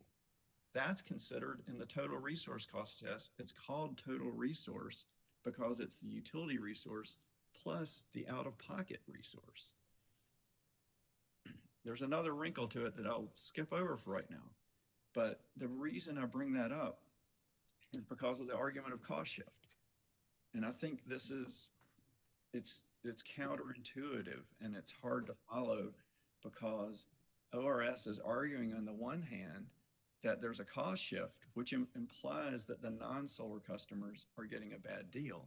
And the evidence they're pointing to is a low TRC test. But the real impact of the TRC test is it's telling you that it's the solar customers bringing more to the table out of pocket than they should.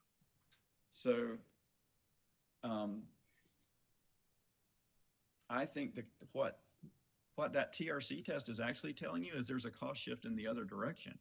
The solar customers are helping the rest of the customers get a 2-for-1 deal.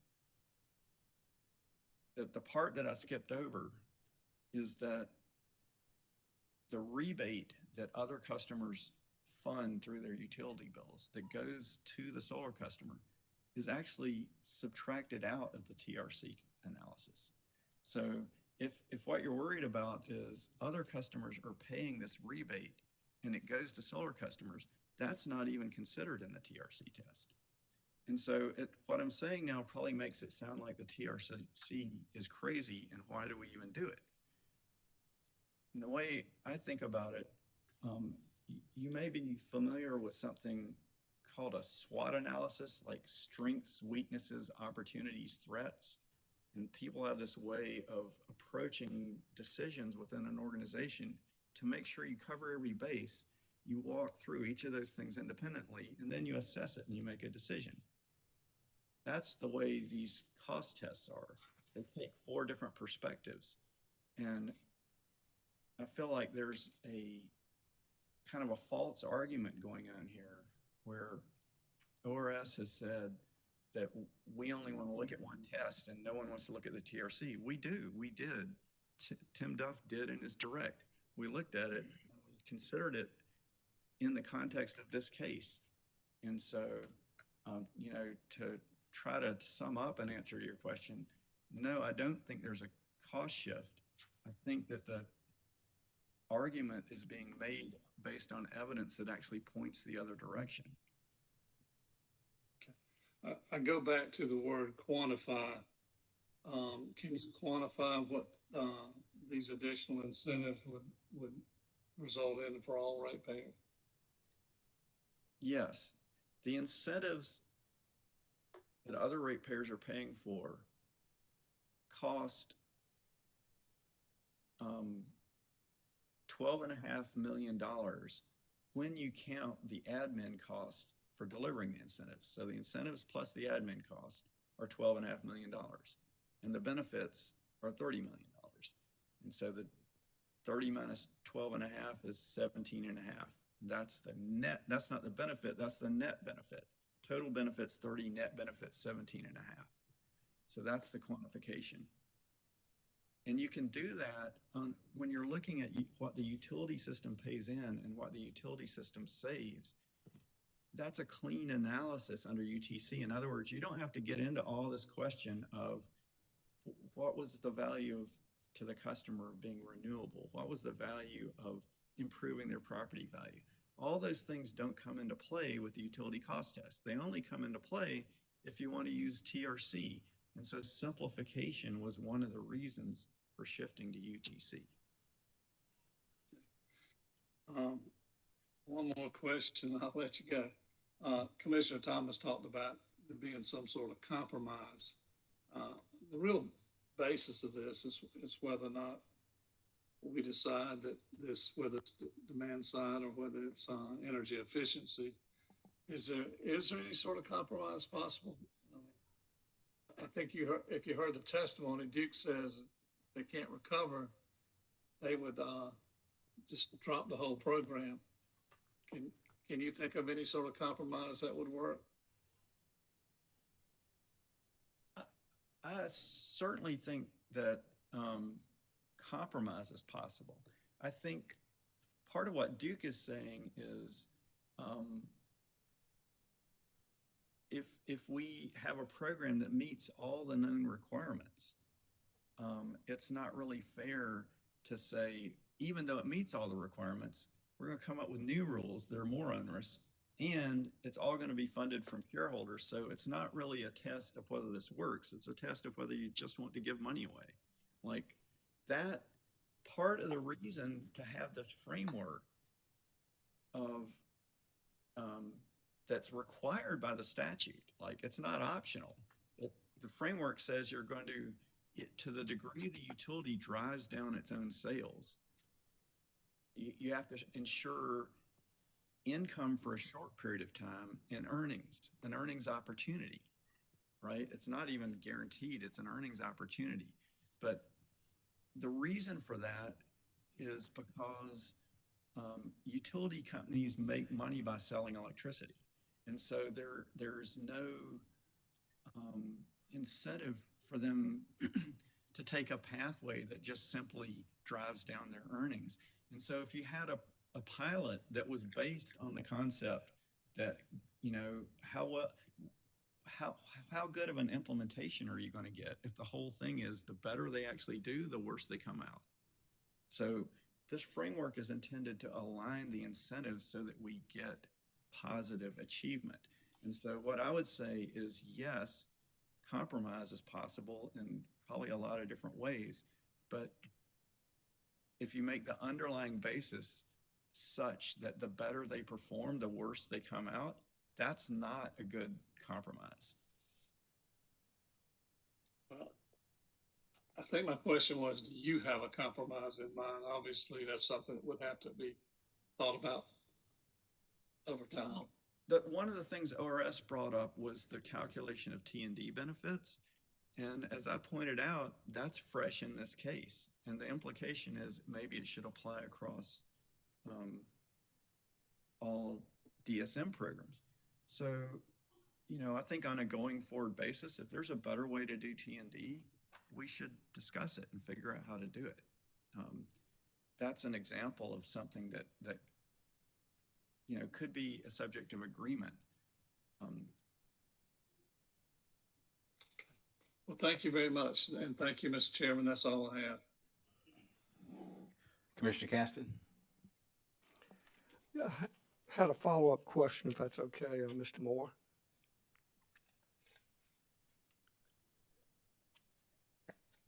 Can you hear me okay? Yes, sir.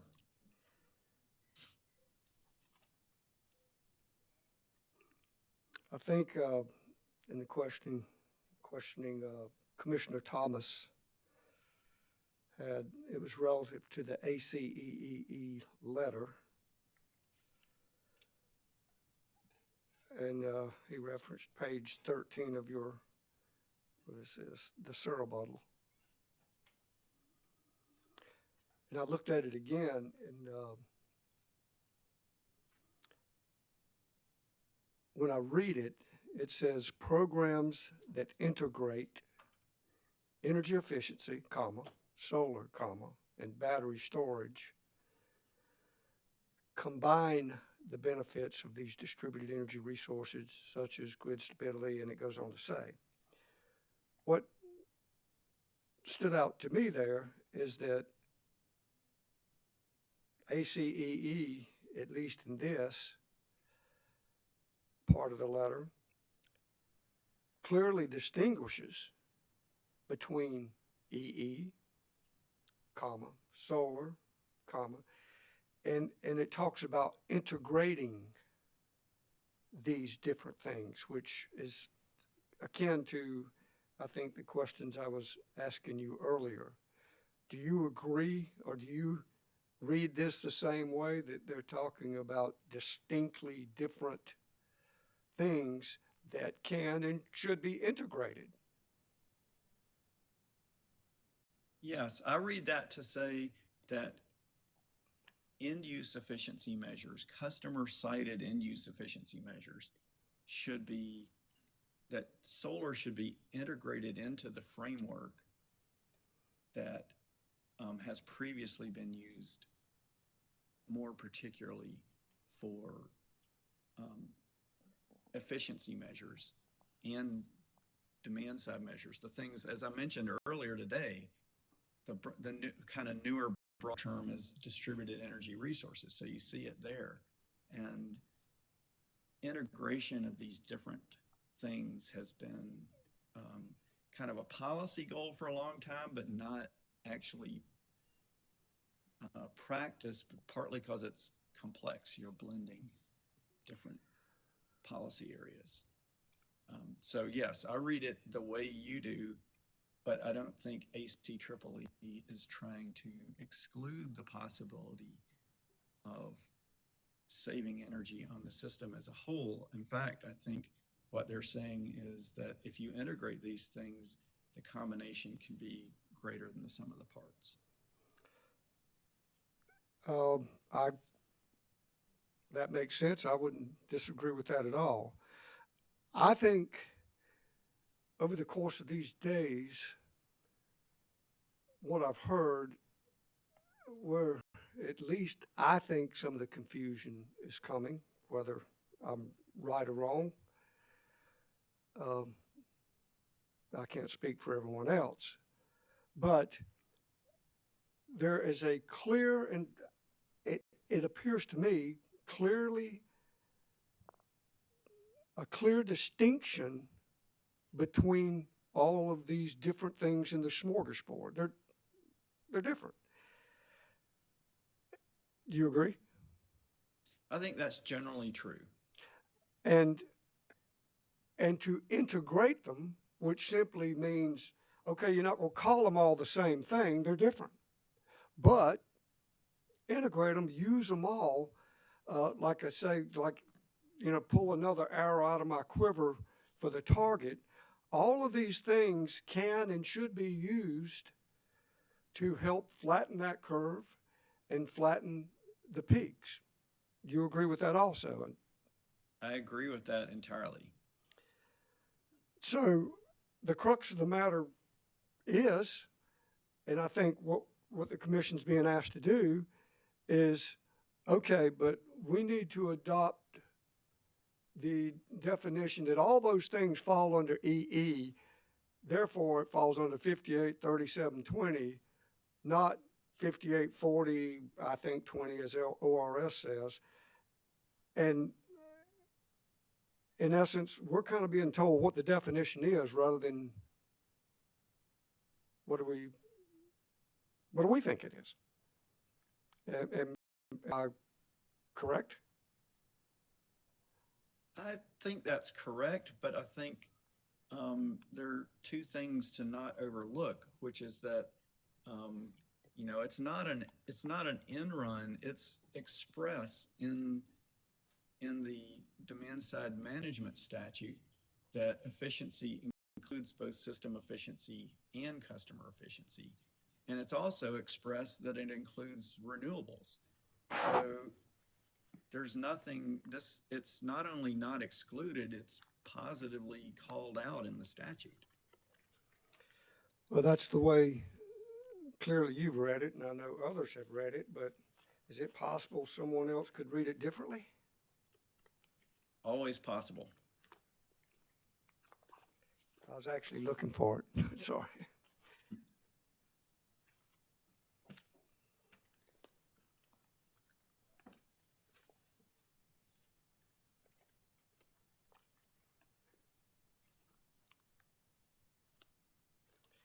Well, we'll save that for another time. But you've been very gentlemanly, very patient, and I appreciate it. Thank you so much, Mr. Moore. Thank you, sir. Chairman Williams, Commissioner Williams, you have the floor, ma'am. thank you very much. Good to see you, Mr. Moore. Good afternoon. Thank you for being here. Likewise. Thank you. I want to pick up on a couple of things that have been said. One was Commissioner Thomas was talking about your background and almost 20 years and having been deemed energy efficiency expert. And then weaving in the conversation you just had with Commissioner Caston regarding 58-37-20 in our code. And I'm going to get to a question. But then also when you were talking with Attorney Welborn, you described the realm of our focus, this focus, as better to look at the efficiency. That was not your word, but you talked about where we're focusing, and you talked about three pots: the appliance, the household, and the system level. So I want to discuss less about the what and more about, well, it depends on how you define it, but more about the focus and the arena of where we are doing energy efficiency and demand side management. For this reason, I came into this proceeding with a household and a device focus in terms of what I understood energy efficiency to be. You've been in the business longer than I was ever in the business, and has that, and we've seen the federal EIA definition multiple times. I just want to understand whether the definition of the realm within which we are being energy efficient has changed over time, and what's your understanding about why that may have changed, or was it always broad? It was always broad. So if you narrow it down to PSC proceedings, as opposed to building codes appliance standards, miles per gallon standards on vehicles, right? There's a big world of energy efficiency out there. If you narrow it down to PSC proceedings, it has always been about reducing the cost of utility service and the amount of fuel used by the utility, and particularly, in my view, fossil fuel. So to me, the reason why people like Amory Lovins started focusing on end-use efficiency in the 70s is because of the kind of multiplier effect, that if you save 1 kilowatt hour at the residence, you're saving more than 1 kilowatt hour upstream, and it's not just kilowatt hours, it's really BTUs. So there's a certain amount of energy that's in the fuel, in the BTUs of fuel. And so if you save 1 kilowatt hour at the house, you're really, or 1 BTU at the house, you're really saving more than 3 BTUs at the power plant. And that focus has been prevalent since the mid-70s at least. And is that additional savings due to transmission and distribution losses? Are there other factors? The biggest factor actually is at the power plant itself. In order to produce 1 unit of electric energy, what you're doing is converting energy that was in the fuel into electricity. And so in baseload power plants, 2/3 of the energy is wasted at the power plant. So the reason power plants have smokestacks is because there's a lot of hot air leaving the power plant. All of that energy is waste, and only about 1/3 of it gets turned into electricity, which is then sent through distribution lines where it basically loses 2% on average 2%, but significantly different amounts based on the timing. And then through distribution lines, another 5 or 4%. So you start out with 1/3 of the energy coming out of the power plant and take off another 7%. If what you're trying to do is save fossil fuel, efficiency within a household makes a really big difference. Thank you. That was really helpful. I wanted to ask one amplifying question about your testimony on page 12, and it regards the participant cost test and low to moderate income customers. And I just wanted to, your last sentence is their participation may be particularly dependent upon commission approval of the program in this docket, which provides a more affordable path to rooftop solar. It's my understanding from previous testimony that a low to moderate income program is yet to be developed. Is that true? It's true. The parties to this settlement committed to developing a further proposal that's specific to low income, but I feel like this whole context of both cost shift and low access by low income customers has to be put in a context. I feel like the same arguments kind of get repeated over and over without reference to the specific facts. And so, you know, if you went back 10 or 15 years when solar was $12 a watt to install at a home, that means a 10 kilowatt system was $120,000. And that wasn't really happening here in South Carolina. That was happening in California. And they had, it just turned out, a rate system with 5 tiers. So the upper tier could be 45 cents a kilowatt hour. So you had a situation there where people who could spend $100,000 were peeling off kilowatt hours at 45 cents a kilowatt hour. In that context, it makes more sense to say low income people can't participate in this. But today, after those costs have come down 90%, you're not at a place where poor people are adopting solar, but when you combine together the fact that the solar system might be $3 a watt times 6 or 8 watts, so you're into the $18 to $20,000 range. There's some tax credit and a rebate, and it could be financed through a lease, so there's no upfront cost. That's starting to be in reach of a lot of people. Again, not like really poor people, but moderate income people. And this has been borne out in tracking data by the Lawrence Berkeley National Lab and the EM&V experience of Dominion Energy South Carolina, which actually showed that there was significant uptake for moderate income customers. So what I'm saying is we're not way out of the ballpark right now, and there's a commitment to do more. And this program would be the pathway. Would be Yes. the structure that would get further development that we would then see in the future.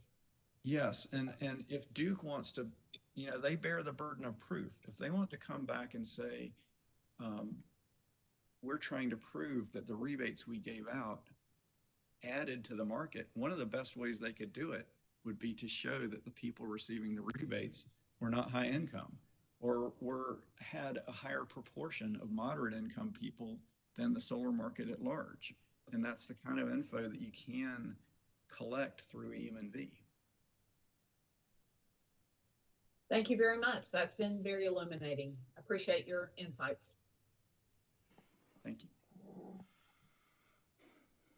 Are there any more commissioner questions?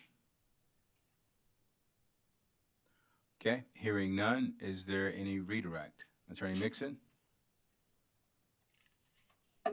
Yes, Mr. Chairman, just a couple of questions for Mr. Moore. Mr. Moore, do you recall Mr. Bateman's question about whether both participants and non-participants would be paying for these programs? Yes. Is that true for all energy efficiency or DSM programs? Generally speaking, yes. Commissioner Powers asked you a few questions about the benefits of these programs. Does cost effectiveness testing show that the benefits from this program would exceed its costs, even for non-participants? Yes, by a 2-to-1 ratio. And does Duke conduct that cost effectiveness testing using the same methods that they have for all of their other EE DSM programs? Yes. So Duke evaluate its programs using the utility cost test, even before it was made the primary test?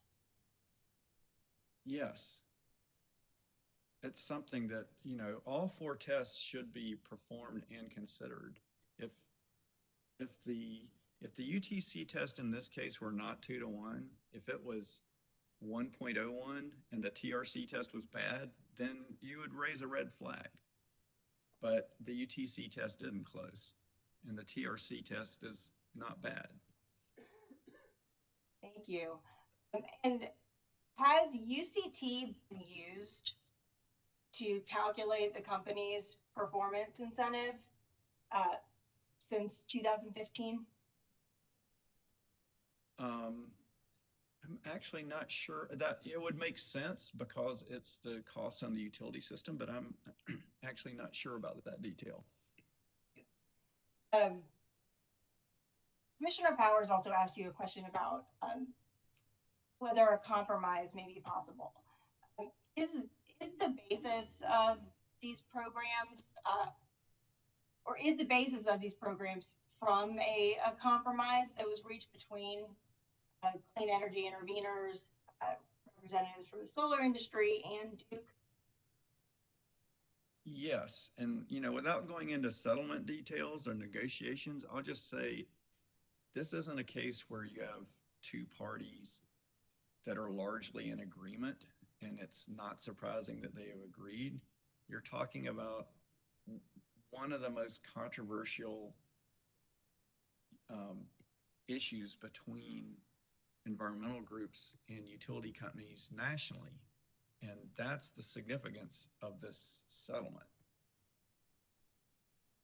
And is it fair to say that, I'll just ask, and your basis, working for CCL, is it fair to say that CCL and Duke don't always agree on energy efficiency matters? Yes, I would say Duke and Dominion, we're essentially constantly pushing them. And by pushing them, you mean to offer more energy efficiency? I think it's, you could summarize it by saying more, but we're not just saying throw more money at it. What we're saying is do it better, get more for the money, and do more. And do you believe these programs are consistent with those positions? Yes. Thank you, Mr. Chairman. Those are all of my questions. All right, recross. Just one quick question, Mr. Chairman. Mr. Moore, Ms. Mixon asked about the cost-benefit analysis. Can you explain whether or not the cost-benefit analysis included any exports from rooftop solar, or was it exclusively focused on self-consumption of behind-the-meter generation? It's exclusively focused on self-consumption. Thank you. Nothing more, Mr. Chairman. Thank you. Attorney Bateman?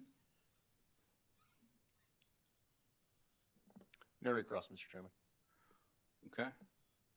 Anything else for this witness? All right, Mr. Moore, you may step down. You're excused. Thank you. Thank you, Mr. Chairman. All right, is there anything else? Any more witnesses? Any issues that need to be addressed? Okay, so we've reached the point for closing statements. So my plan is to briefly hear from the parties regarding closing statements, and then we're going to break for lunch and come back and hear those statements. Any questions about closing statements? How many parties plan to make closing statements? The companies do, Mr. Chairman. All right. As does ORS, Mr. Chairman. All right. The self-described clean energy interveners? Yes, Mr. Chairman, we do plan to make a closing statement. All right. Solar Energy Industries Association? Yes, Your Honor. Mr. Chairman, just a brief statement. Okay. And so I think I've heard from 4 parties, and we're looking at 10, 15 minutes per statement or longer. Mr. Chairman, on behalf of ORS, I would say 10 to 15 minutes is fair, probably closer to the 15 side. Okay. Likewise for the companies, Mr. Chairman, probably around 15 minutes. Okay. Attorney Mixon? Same for us, Mr. Chairman. All right. Mr. Kirkendall? We'll probably be more on the 5 to 10 minute side, Mr. Chairman. Okay. All right, so we're looking at about an hour of closing statements. Any questions about the, in addition to the matters or issues you plan to address in closing statement, there were some instructions. Any questions about the issues that the parties were instructed to address? Okay, well, before we break for lunch, I want to share a few things with the attorneys in this matter. This matter was scheduled for, I believe, 1 day. And I've lost count as to how many days we've been going. I don't think that's a bad thing. What I have observed during the course of this hearing are the parties providing a level of advocacy for their clients that clearly presented the positions of the parties to the commission. I've observed attorneys qualifying experts. I've observed attorneys participating or offering voir dire to determine whether or not in their opinion, the experts are actually experts in the offered areas. All of these actions have helped the commission. Definitely has helped me, and I think it's helped my fellow commissioners. So I just want to encourage the attorneys to continue to practice the way you all have been practicing, from objections to the arguments on the law. I'll be the first to tell you that I'm sure that I got something wrong because I'm not perfect, but I think everyone had a fair opportunity to present their case. We've discussed how we present testimony here, especially as it relates to SIR rebuttal, and we have a docket open on direct rebuttal and SIR rebuttal, and I would really encourage the attorneys to participate in that docket, because the commission is trying to figure out a way to give all parties the same fair opportunity to present their cases without taking time away from the merits to argue issues, procedural issues. So it's a work in progress. So I appreciate you all's patience, and I appreciate the advocacy from the attorneys. So with that said, we are in recess until 1:45, and we will come back for closing statements. Thank you.